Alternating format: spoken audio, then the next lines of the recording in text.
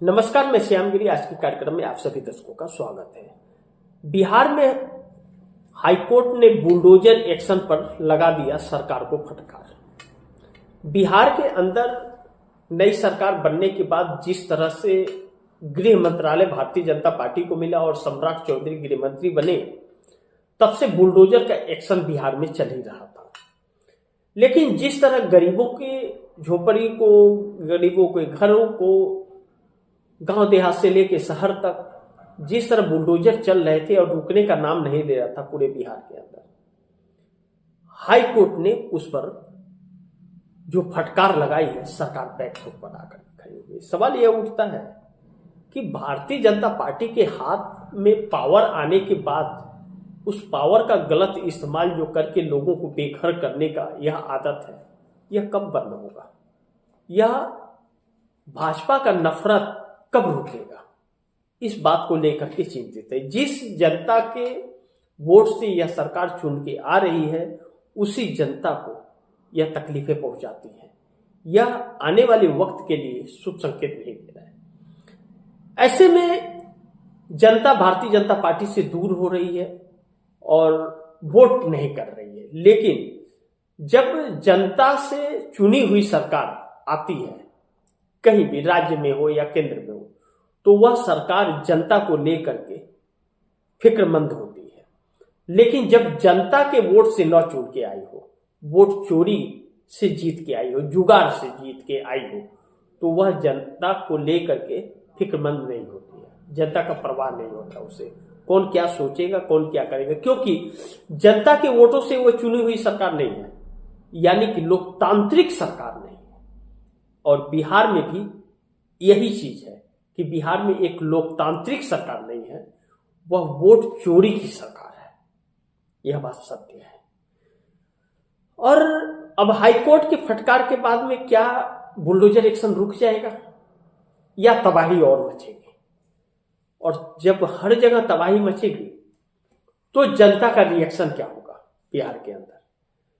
अब नीतीश को बहुमत दिया है लोगों ने, नीतीश ही मुख्यमंत्री हैं, 20 साल से हैं। तो नीतीश कुमार को 20 सालों में यह याद नहीं आया कि बिहार में अतिक्रमण है, लोग सरकारी जगहों को कब्जा करके बैठे हैं। 20 साल क्या हर कीर्तन कर रहे थे मुख्यमंत्री भवन में बैठ करके, दफ्तर में? उनको इतना नजर नहीं आ रहा था? आंखें नहीं थी क्या उनकी? सम्राट चौधरी की आंखों के रोशनी ज्यादा है कि इन्हें दूरगामी है, ये इनको नजर ज्यादा आती है। अब इस बात को लेकर के जनता में बिहार में आक्रोश है। लेकिन दूसरी तरफ बिहार सरकार से नाराजगी, महिलाओं को मिले 10,000 रुपए के लिए जो नोटिस जारी करके पैसे रिटर्न मांगने की कोशिश की जा रही है। अब ऐसे में बिहार के अंदर नीतीश कुमार भी नाराजगी दिख रही है भारतीय जनता पार्टी से, और भारतीय जनता पार्टी अपने आदत से मजबूर है।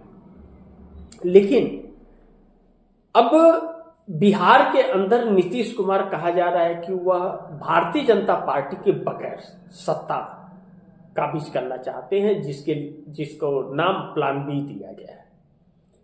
अब प्लान बी हो या प्लान सी हो या प्लान डी हो, है तो वह भाजपा के साथ। अभी तक उन्होंने बयान तो नहीं दिया कि हम भाजपा के साथ नहीं रहेंगे, है तो भाजपा ही के साथ।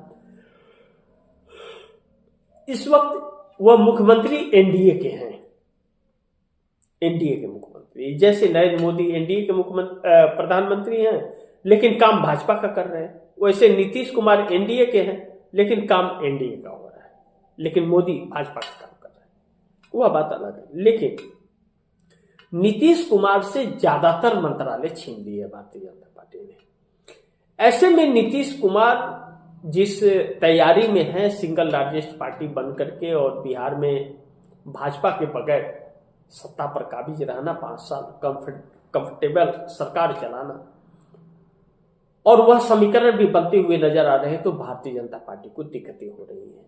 लेकिन भारतीय जनता पार्टी के लिए बुरी खबर तब आती है जब सम्राट चौधरी नीतीश कुमार से मेलजोल ज्यादा बढ़ाते हैं और सम्राट चौधरी नीतीश कुमार के नजदीक जा रहे हैं, यानी कि नीतीश के जिस तरह से नीतीश के नजदीक जा रहे हैं, नीतीश की बातें सुन रहे हैं, भाजपा का ऐसा कभी नहीं रहा कि भाजपा किसी की सुनती नहीं है, खुद की सुनती है। सम्राट चौधरी को अमित शाह ने गृह मंत्रालय बनाया है और सम्राट चौधरी को अमित शाह अपने हिसाब से चलाना चाहते हैं, लेकिन सम्राट चौधरी नीतीश के हिसाब से चलने लगे अब। इसलिए सम्राट चौधरी और अमित शाह में नाराजगी बढ़ रही है और नीतीश कुमार से सम्राट चौधरी सटे हुए नजर आ रहे हैं।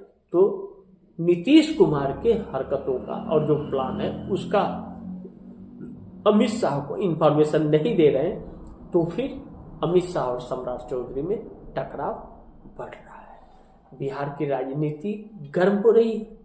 कब कौन सा खेल हो कोई नहीं जानता है। आने वाला वक्त बड़ी चुनौतीपूर्ण होने वाला है मोदी सरकार के लिए भी। तो इसी के साथ आप दर्शकों से इजाजत चाहूंगा, अगली खबर के साथ फिर हाजिर होऊंगा। लेकिन आप दर्शकों की क्या राय है, क्या सुझाव है, कमेंट बॉक्स में जरूर दीजिएगा। इस खबर को ज्यादा से ज्यादा शेयर कीजिएगा, अपने दोस्तों को भी कहिएगा आगे शेयर करें। आपने अगर चैनल को सब्सक्राइब नहीं किया सब्सक्राइब कर लीजिएगा, अपने दोस्तों को भी कहिएगा चैनल को सब्सक्राइब करें। मिलते हैं अगली खबर के साथ, तब तक के लिए नमस्कार।